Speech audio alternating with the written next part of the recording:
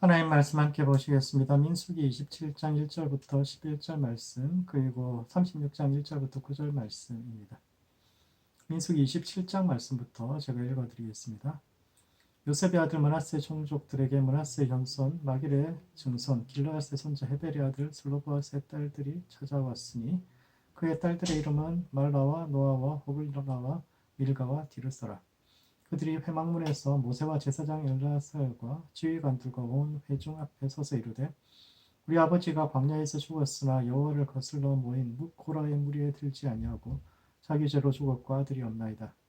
어찌하여 아들이 없다고 우리 아버지의 이름이 그의 종족 중에서 삭제되리이까. 우리 아버지 형제 중에서 우리에게 기업을 주소서 하매 모세가 그 사연을 여호와께 아뢰니라. 여호와께서 모세에게 말씀하여 이르시되 슬로보아의 딸들의 말이 옳으니 너는 반드시 그들의 아버지의 형제 중에서 그들에게 기업을 주어 받게 하되 그들의 아버지의 기업을 그들에게 돌릴지니라. 너는 이스라엘 자손에게 말하여 이르기를 사람이 죽고 아들이 없으면 그의 기업을 그의 딸에게 돌릴 것이요 딸도 없으면 그의 기업을 그의 형제에게 줄 것이요 형제도 없으면 그의 기업을 그의 아버지의 형제에게 줄 것이요 그의 아버지의 형제도 없으면 그의 기업을 가장 가까운 친족에게 주어 받게 할지니라 하고 나 여호와가 너 모세에게 명령한 대로 이스라엘 자손에게 판결의 규례가 되게 할지니라. 36장 말씀도 읽어드리겠습니다. 요셉 자손의 종족 중 므낫세 손자 마길의 아들 길르앗 자손 종족들의 수령들이 나와 모세와 이스라엘 자손의 수령된 지휘관들 앞에 말하여 이르되 여호와께서 우리 주에게 명령하사 이스라엘 자손에게 제비뽑아 그 기업의 땅을 주게 하셨고 여호와께서도 우리 주에게 명령하사 우리 형제 슬로보아스의 기업을 그의 딸들에게 주게 하셨은즉 그들이 만일 이스라엘 자손의 다른 지파들의 남자들의 아내가 되면 그들의 기업은 우리 조상의 기업에서 떨어져 나가고 그들이 속할 그 지파의 기업에 첨가되리니 그러면 우리가 제입법은 기업에서 떨어져 나갈 것이요 이스라엘 자손이 희년을 당하여 그 기업이 그가 속한 지파에 첨가될 것이라. 그런즉 그들의 기업은 우리 조상 지파의 기업에서 아주 삭감되리이다. 모세가 여호와의 말씀으로 이스라엘 자손에게 명령하여 이르되 요셉 자손 지파의 말이 옳도다. 슬로보아스의 딸들에게 대한 여호와의 명령이 이러하니라. 이르시되 슬로보아스의 딸들은 마음대로 시집가려니와 오직 그 조상 지파의 종족에게로만 시집갈지니 그리하면 이스라엘 자손의 기업이 이 지파에서 저 지파로 옮기지 않고 이스라엘 자손이 다 각기 조상 지파의 기업을 지킬 것이니라 하셨나니 이스라엘 자손의 지파 중 그 기업을 이은 딸들은 모두 자기 조상 지파에 종족되는 사람의 아내가 될 것이라. 그리하면 이스라엘 자손이 각기 조상의 기업을 보존하게 되어 그 기업이 이 지파에서 저 지파로 옮기게 하지 아니하고 이스라엘 자손 지파가 각각 자기 기업을 지키리라. 아멘. 민수기 마지막 장에는 슬로바스의 딸들에 관한 이야기가 나옵니다. 책의 마지막에 등장한다 하는 이야기라는 것은 이 책의 결론을 제시하는 것이라 할 수 있는데 이 이야기가 말하고자 하는 민수기의 결론은 어떤 것일까요? 슬로바스의 딸들의 이야기에는 27장에도 등장하는데 민수기 전체적으로 볼 때 27장도 굉장히 중요한 장입니다. 민수기라는 책의 제목이 이야기해 주듯이 이 책은 백성들의 숫자를 계수하는 것이 핵심인데 두 번째 백성들의 숫자 계수 직후에 바로 나타난 사건이 역시 슬로바 딸들의 이야기입니다. 즉 그녀들의 이야기는 민수기에서 가장 중요한 책의 자리에 위치하고 있는데 이를 통해서 민수기가 말하고자 하는 바가 무엇인지 그리고 이 말씀이 오늘을 살아가는 우리의 삶과 신앙에 던지는 의미가 무엇인지에 대해 함께 생각해보는 시간을 갖도록 하겠습니다. 첫 번째, 10사람이 자기 밥그릇에서 한 숟가락씩을 덜어내어 한 그릇 밥을 만들 수 있는 사회가 되어야 합니다. 민수기 27장에는 두 번째 인구조사가 끝난 직후 슬로바스의 딸들이 모세를 찾아와 아버지의 이름을 잊게 해달라고 요구했고 모세는 하나님 앞에 나아가 기도한 후에 이를 허락했는데 이런 첫 번째, 슬로바스의 딸로 살 수 있게 해달라는 요구입니다. 이 사건이 일어난 시점, 이게 중요한데 두 번째 인구조사가 끝난 직후입니다. 출애굽 1세대가 광야에서 모두 죽고 새로운 세대가 일어났을 때 이 사건이 일어났는데 슬로바스는 아들 없이 딸 5만 두고 있었기 때문에 두 번째 인구조사에서는 이름을 남길 수 없었습니다.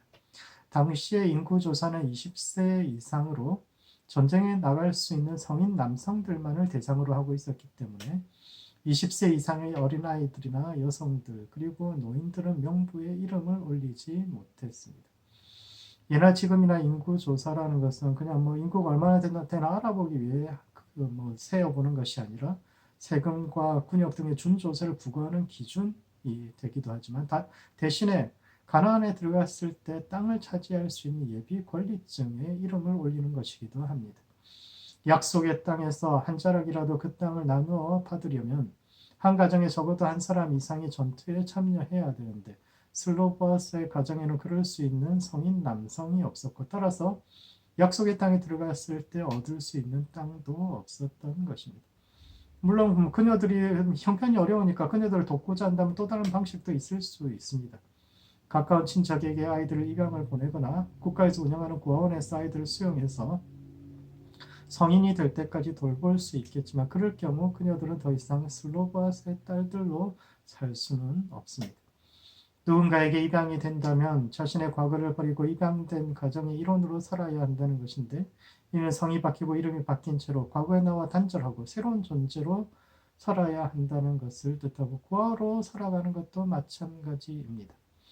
고아원에 들어갈 경우 이름은 그대로 유지될 수 있지만 삶을 유지할 수 있는 토대로서의 땅을 얻을 수는 없기 때문에 그녀들이 성인이 되어 고아원을 나섰을 때 뿌리내릴 수 있는 땅이 없다는 것은 부평초처럼 이리저리 떠돌아야 했던 애굽에서의 삶을 반복해야 한다는 뜻이기도 합니다. 그런 점에서 슬로바스의 죽음은 그 딸들에게 단지 아버지의 죽음으로 끝나는 것이 아니라 자신들의 정체성이 사라지고 약속의 백성으로부터 추방될 위기에 처하게 합니다. 아버지만 죽었는데 그냥 자신들이 약속의 백성에서 제외되는 그런 위기에 처하게 될 거죠. 그녀들은 모세에게 아버지의 이름이 사라지지 않게 해달라고 요구했는데 이는 슬로바스의 딸들만의 문제가 아니라 그 시대가 바라보던 여성들의 처지에 대한 새로운 인식을 요구하는 것이기도 합니다. 고대 이스라엘 사회에서 여성들이 법적인 권한이 전혀 없었던 것은 아닙니다. 여성들도 재산을 가질 수 있었고 남편이 죽었을 경우 유산을 이용할 수 있는 권리도 있습니다. 그러나 문제는 그 권리를 행사할 수 있는 법정이 남성들만의 공간이라는 점과 근본적으로 사회 분위기 자체가 여성들을 합리적인 의사결정을 할 수 있는 존재로 여기지 않았다는 데 있습니다. 구약 아가서에서 어린 여자아이가 집을 떠나 시집가기로 결정하는 근본적인 이유는 아버지의 집에서는 자기 울타리를 지킬 수 없기 때문입니다. 이는 이스라엘뿐 아니라 동양 문화에서도 마찬가지였습니다. 우리의 옛 이야기인 구미호 이야기에 따르면 어려서는 착하고 귀여웠던 막내딸이 월경을 하고 성인이 되면서 사람들이 보지 않는 데서 닭을 잡아먹고 가축을 잡아먹다가 마침내 그 가문의 모든 것들을 잡아먹는데 이는 예로부터 존재하던 딸들에 대한 편견을 잘 보여주는 이야기입니다.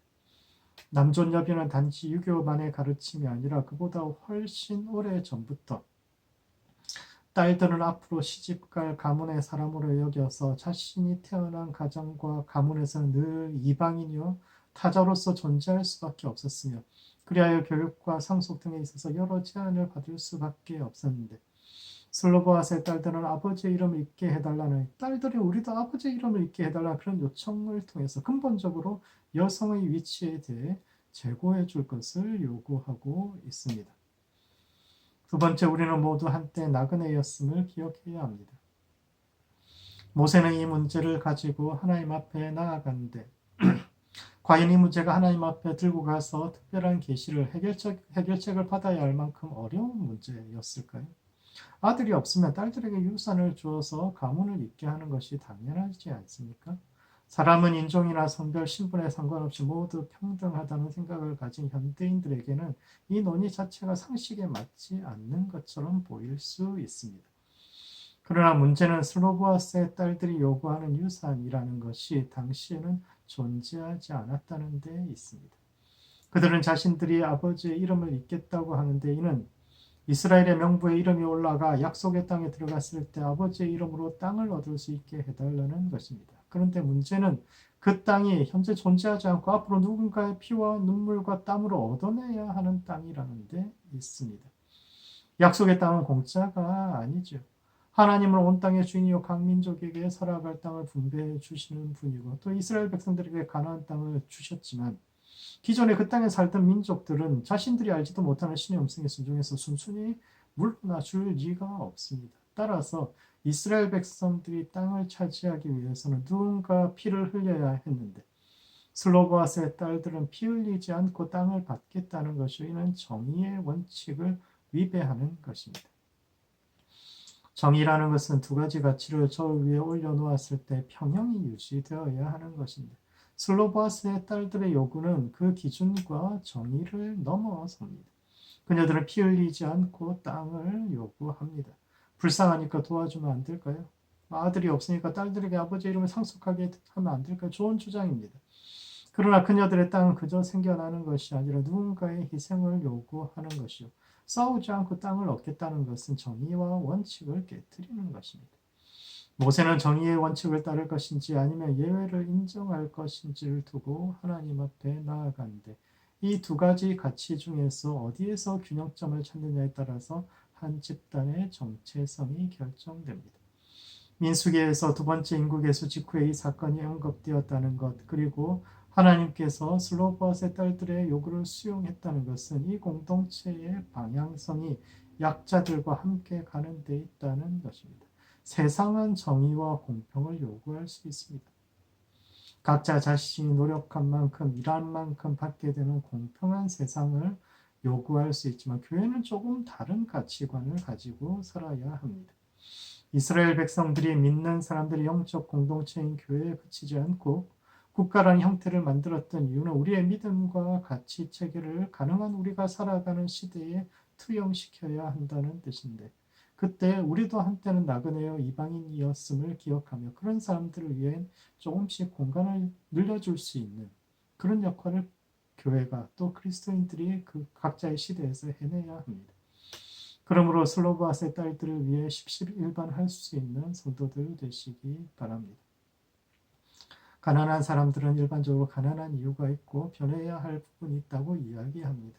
그러나 그것은 하나님께서 그들을 다루셔야 할 부분이요. 우리의 역할은 그들이 살아갈 수 있는 약간의 땅을 허락하는 것인데 내가 먹던 밥그릇에서 한 숟가락의 밥을 덜어 이웃과 나눌 수 있는 모든 성도들 되시기 바랍니다. 두 번째, 시대와 함께 걸으며 균형을 찾을 수 있어야 합니다. 민수기 36장에는 슬로보아스의 친척들이 모세에게 몰려와 그녀들이 부족 내에서만 결혼할 것을 요구하는데 이는 첫 번째, 사람마다 생각하는 공동체의 범위가 다를 수 있습니다. 슬로보아스의 딸들은 원하던 대로 아버지 이름을 이을 수 있었는데 이는 므낫세 지파 사람들이 십시일반 자신들의 땅을 덜어주었기 때문에 가능했습니다. 이 사건은 BC 12세기에서 15세기 사이의 기록인데 그런 점을 염두에 두고 본다면 당시의 일반적인 관념에 비추어 볼 때 대단히 혁신적인 결정이라 할 수 있습니다. 그러나 민수기 마지막 장에서는 이와 반대로 이스라엘 백성들이 그녀들의 권리를 제한하는 반대 방향의 움직임이 일어납니다. 그 땅은 므낫세 지파가 목숨 걸고 싸워서 얻을 땅인데 슬로보아스의 딸들이 그 땅을 가지고 다른 지파 사람들에게 시집을 가면 노력하지도 않은 다른 이들이 땅을 얻게 되는 셈이니 그녀들의 결혼의 대상을 므낫세 지파로 한정해 달라고 그녀의 친척들이 요구하는데 이는 당시 이스라엘 백성들의 정체성의 핵심에 지파, 즉 부족이 있다는 것을 이야기해 줍니다. 우리는 흔히 이스라엘 12지파가 모두 야곱의 후손들이요 하나라고 그렇게 생각하지만 사실 그렇지 않습니다. 부족의 정체성과 국가의 정체성은 다릅니다.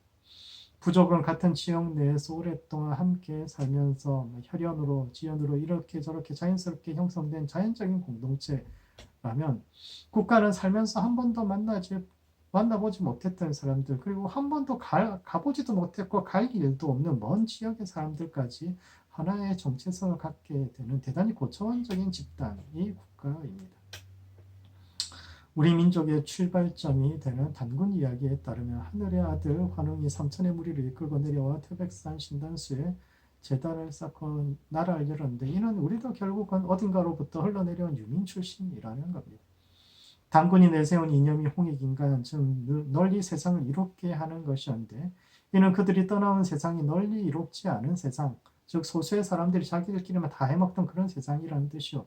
당군은 그런 세상을 떠나와서 모든 사람들이 함께 어우러지는 새로운 세상, 대안적인 세상을 세우기 위해서 나라를 세웠는데 그에 동조한 이들이 토착 세력인 곰부족이요 거부한 세력이 호랑이 부족입니다.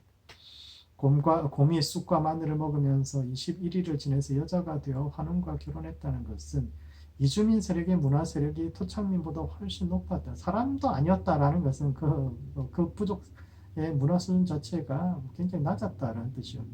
곰 부족은 그래도 그들과의 혼인 동맹을 통해서 잘 융합되었지만 호랑이 부족은 견디지 못하고 뛰쳐나갔다는 뜻입니다. 당군 이전에도 역사는 있었지만 기록되지 않았던 것은 그 시점이 역사의 중요한 분기점이 되기 때문입니다. 이전의 역사는 같은 지역에서 혈연을 중심으로 엮인 자연적인 공동체로서의 부족이었다면 단군 이후로는 홍익이념과 같은 가치, 이념, 이것을 중심으로 한 번도 만나본 적이 없는 사람들이 새로운 세상을 열기 위해서 하나의 공동체로 인위적으로 엮여져 가는 국가가 정체성의 중심에 등장합니다. 이와 같이 국가가 성립한다는 것은 거대한 역사의 전환점이요 과거의 가치와 현재의 가치가 부딪히는 사건인데 그 과정에서 시몬 지파 사람들의 가치는 과거에 머물러 있습니다. 그들에게 있어 다른 지파 사람들은 우리 울타리 바깥쪽에 있는 사람들이요 자신들의 땅이 그들에게 넘어간다는 것은 이방인들에게 가는 것과 같다고 여겼는데 이는 이스라엘 12지파가 연합하여 하나의 국가를 형성하는 데 있어서는 걸림돌이 되는 사고방식이기도 합니다. 옳고 그름을 따진다면 그들의 주장은 그름에 더 가까울 수 있지만 모세는 하나님의 이름으로 그들의 주장을 허용했는데 이는 두 번째 함께 걷는 것이 중요하다라는 겁니다. 이 책의 히브리 성경 제목이 광야에서인데 민수기의 히브리 제목은 광야에서인데 광야에서의 마지막 사건인 이 이야기가 주는 메시지는 함께 가야 한다라는 것입니다. 광야는 개인적으로 하나님께 연단받고 훈련받는 장소가 아니라 다양한 사람들이 함께 훈련받으면서 하나의 공동체로 엮어져 가는 공간입니다. 공동체는 서로 다른 생각을 가진 수많은 사람들이 모인 곳입니다. 그들 중에는 하나님의 백성의 공동체가 약자들에게 열린 공동체여야 하고 그를 위해서 우리 각자가 조금씩 희생해야 한다고 주장하면서 기꺼이 자신의 몫을 희생하는 이상주의자들도 있지만 무임승차자들을 가려내서 정의를 세워야 한다고 주장하는 이들도 있습니다. 다른 지파도 어차피 이스라엘 백성이요 다 야곱의 후손인데 땅이 여기 있으나 저기 있으나 무슨 차이가 있겠냐고 생각하는 사람들도 있지만 야곱이 죽은 지 400년이 지났고 그동안 이스라엘 백성들은 이집트 이곳저곳에 흩어져서 얼굴도 모른 채 살아가다가 출애굽하는 과정에 모여서 이제 겨우 얼굴 익히고 있는 사이인데 그들 모두에게 형제를 기대하는 것은 지나친 이상이라고 주장하는 현실적인 사람들도 있습니다. 민수기에서 가장 중요한 책의 자리인 27장과 36장에서 슬로바앗의 딸들의 이야기가 나오면서 한쪽은 매우 이상적인 입장에서 접근하고 다른 한쪽은 매우 현실적인 입장을 대변하고 있다는 것은 이 책이 균형에 대해서 이야기하고 있다는 뜻입니다. 사람은 하늘을 바라보고 살아가지만 또한 땅을 딛고 서야 하는 존재입니다. 하늘을 보지 못하고 이상이 없다면 우리는 약육강식의 현실을 인정하고 보다 나은 미래를 상상할 수 없는 그저 동물과 비슷한 삶을 살 수밖에 없는 존재입니다. 그러나 하늘만 바라보고 땅을 딛지 않다면 이 역시 지속 가능하지 않은 이상론에 치우쳐서 세상을 단지 선과 악의 이원론으로 나누고 우리 뜻에 반하는 사람들은 모두 적으로 규정하는 분열적인 삶을 살아갈 수밖에 없습니다. 사람들 중에는 변화를 쉽게 받아들이는 사람들도 있고 그렇지 않은 사람들도 있을 수 있습니다. 대개 젊은 사람들 그리고 여러 문화가 공존하는 접경지난 수도권에 사는 사람들은 변화에 관대한 반면 나이 들고 시골에 사는 사람들은 전통을 지키며 변화를 싫어하는데 민수기는 이 두 종류의 사람들이 함께 가야 한다고 이야기하고 있습니다. 그러므로 이웃과 함께 걸을 수 있는 성도들 되시기 바랍니다. 혼자서 10걸음 앞서가며 사람들을 이끄는 것보다 10사람이 한 걸음을 함께 걸을 때 더 빨리 또 먼 길을 갈 수 있습니다.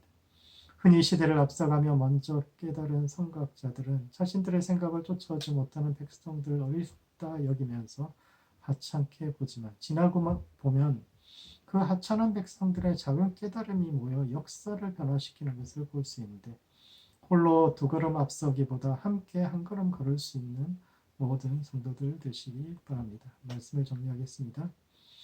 민수기의 가장 중요한 체계 자리인 27장과 36장에는 슬로보아스의 딸들의 이야기가 나오는데 첫 번째, 10사람이 각자 한 숟가락의 밥을 퍼내어 한 그릇의 밥을 약자들에게 줄 수 있어야 합니다. 세상은 정의와 공평을 이야기해야 하지만 교회는 약자에 대한 사랑과 포용을 이야기해야 하는데 이 땅의 약자들에게 관심을 기울일 수 있는 모든 성도들 되시기 바랍니다. 두 번째, 함께 가는 것이 빨리 가는 것입니다. 모세는 자신과 생각이 다른 사람들을 어리석다 하지 않고 그들도 함께 갈 수 있도록 속도를 맞추어 주었고 이것이 광야에서 이스라엘 백성들이 하나 될 수 있었던 원동력인데 이와 같이 우리가 속한 곳에서 이웃과 함께 생각을 맞추고 걸음을 맞추어 하나님께서 원하시는 길을 함께 갈 수 있는 모든 성도들 되시기 바랍니다. 기도하시겠습니다. 기도할 때는 함께 걷는 성도들 될 수 있도록 스스로를 위해서 기도합시다. 나와 생각이 다른 사람들과도 걸음 맞추고 함께 걷는 법을 연습해가는 우리 자신이 될 수 있도록 기도하시고 두 번째는 십시일반 할 수 있는 교회와 성도 될 수 있도록 교회를 위해서 기도합시다.